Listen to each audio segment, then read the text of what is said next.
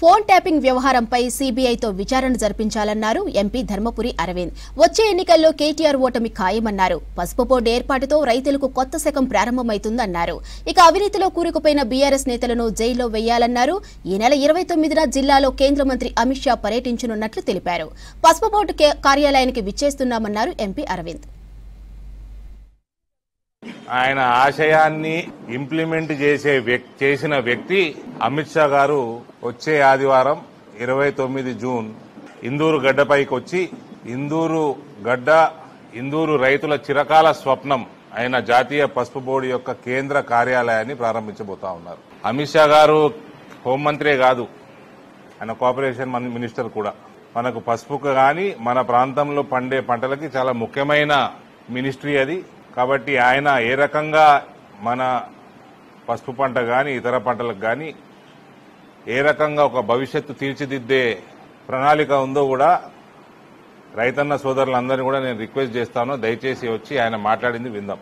ప్రత్యేకంగా చేతులు జోడించి రిక్వెస్ట్ చేసేది, 2019లో నామినేషన్ వేసిన రైతులందరూ కూడా మీరు ఏ రకంగా ఉద్యమం చేసిండ్రో 3-4 దశాబ్దాలు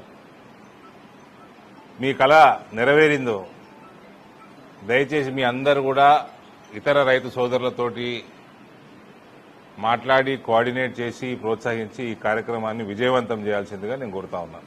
రాష్ట్ర ప్రభుత్వానికి కూడా నేను ధన్యవాదాలు చెప్తా ఉన్నాను.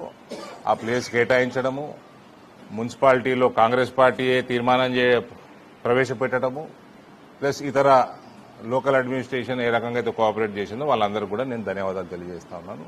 గదముక్కోడు కాళేశ్వరంలా, లిక్కర్ స్కామ్లా ఇట్లాంటివి ఏమనుకున్నారు బిడ్డే, ట్యాపింగ్ టిల్లుగాడు ట్యాపింగ్లా, ఈ కార్లా, ఈ విద్యుత్ స్తంభం లెక్క పొడుగున్నటోడు విద్యుత్ స్కామ్లా, వీళ్ళని గప్ప గప్ప గప్ప గప్ప గుద్ది రప్ప రప్ప రప్ప రప్ప జైలు వేయాలి. ఫస్ట్ జైలు వేసినాక మళ్ళా రప్ప రప్ప రప్ప రప్ప ఇంకా స్కాములు పెట్టబడతాయి. వీళ్ళ ముఖానికి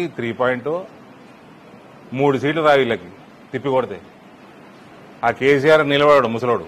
నెక్స్ట్ టైం సిరిసిల్ల నాకు హరీష్ ఒక్కడే గెలుస్తాడు అనిపిస్తుందండి. ఆ సిద్దిపేటలో సిరిసిల్ల కూడా కేటీఆర్ ఓడగొడతాం. It is easy and this is coming out from somebody who has demolished his sister. Telangana సమాజం ఏనాడు కూడా కల్వకుంట్ల కుటుంబానికి క్షమించదు. ఎవడన్నా కడతారా అన్నట్ల ప్రాజెక్ట్ ఇనాగ్రేషన్ కాకంటే ముందు గులిపోయే స్థితికి వస్తుందా? నోటికి అన్నం తింటున్నారా, ఏం తింటున్నారు?